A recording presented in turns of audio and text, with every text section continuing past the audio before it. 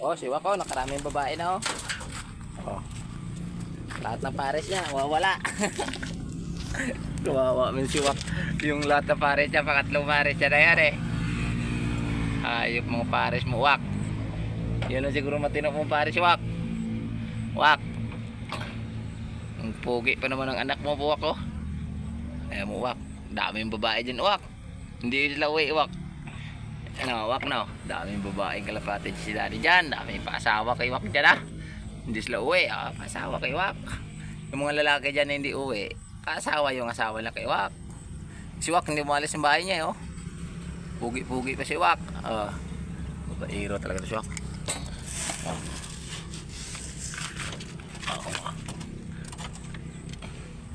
Yung ampon natin, no?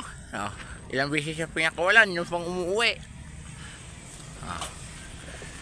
Dalawa na sila, mag-asawa na sila, oh. Mabilis lang magpare si Wakay, babaero yun si Wakay, oh. Oh, guwapo kasi si Wakay. Kaya magustuhan sa kagad ng babae, nahabol pa siya ng babae, oh. Habulin ng chicks yan si Wakay. Yan mo si Wak, oh, habulin ng chicks, oh. Lilipad yan si Wak, lilipad din yan, oh. Oh. Di ba? Sabi ko sa'yo, babaero yun si Wakay. Tisi-tisoy kasi yan si Wakay. Di mo habulin siya ng babae, bababa din babae.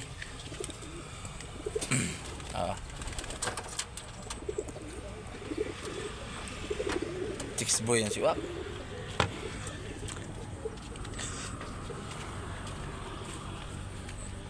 Yung dalawa nating ano, dagit naman to, dagit tsaka ano, binigay ito, dagit to eh. Yan, dagit yan oh. Pero magaganda yung mga dagit natin, nilagaan natin eh. Hindi man alis. Kawalan mo, hindi man alis. Kasi yung titsa nila oh, na inaamag lang yan.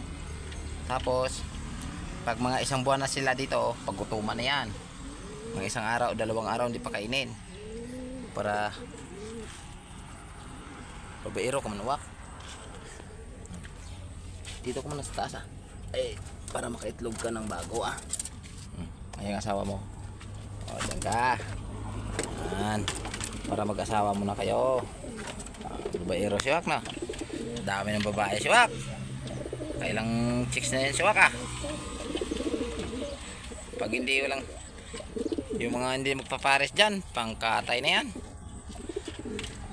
Pag hindi nag-iitlog, ayun o. Ayan, magpapares na sana yan. Magandang kulay niyan, kalabasan siguro. Blue bar to blue bar. Pro yan, alagaan ko yun. Ganda yan eh. Box lang, parang puro lalaki. Alaman na lang yan. Pares yung tika Taiwan dito ng isa.